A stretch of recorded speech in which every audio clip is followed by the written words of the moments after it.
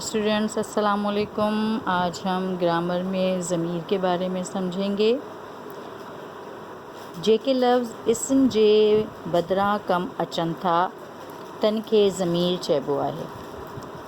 جو لفظ اسم کے بجائے ناؤن کے بجائے استعمال ہوتا ہے اسے ضمیر کہتے ہیں. جیئں تا منور کے جڈھیں موکل ملی تڈھیں ہو گرویو. اب یہاں ایک مثال دی گئی ہے کہ منور کو جب چھٹی ملی تب وہ گھر گیا. اب یہاں پہ منور اسم ہے. یہاں پہ جملے کو دو حصوں میں بانٹا گیا ہے. پہلے حصے میں منور کا نام لیا گیا ہے کہ منور کے جڈھیں موکل ملی تڈھیں ہو گھر ویو، تب وہ گھر گیا. تو یہاں پہ نام کے بجائے وہ کا لفظ استعمال کیا.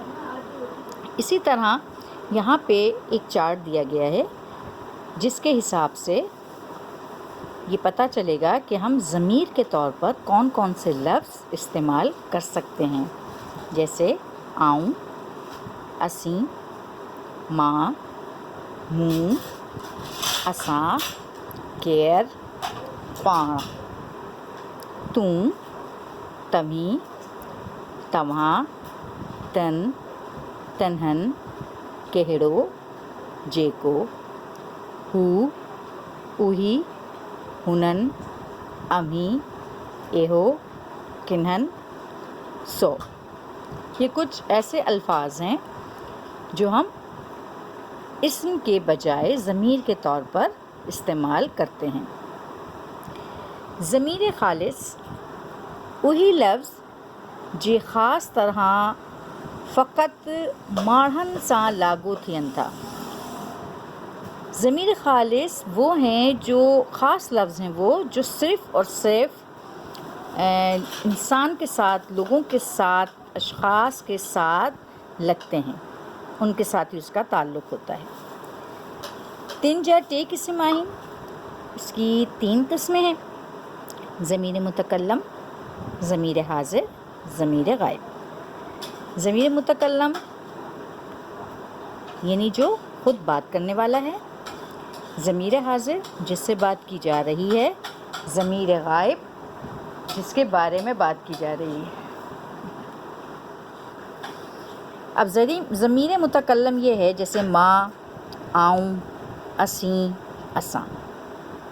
یہاں اسیں اور اساں جو ہے وہ جمع کے طور پر استعمال ہو رہا ہے، اور ماں اور آؤں جو ہے وہ واحد کے طور پر استعمال ہو رہا ہے. ضمیر حاضر جس سے بات کی جا رہی ہے، تو یہ بھی واحد کے طور پر استعمال ہو رہا ہے، اور تمہیں، تمہاں یہ جمع کے طور پر استعمال ہو رہا ہے.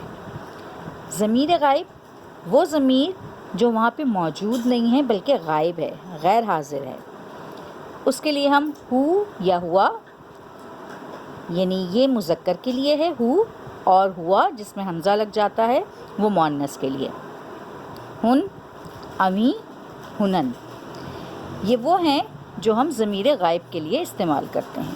یعنی ضمیر متکلم فرسٹ پرسن، ضمیر حاضر سیکنڈ پرسن، ضمیر غائب تھرڈ پرسن. امید ہے آپ کو ضمیر اچھی طرح سمجھ میں آ گیا ہوگا. اس کی ہم آگے اور بھی مشق کریں گے.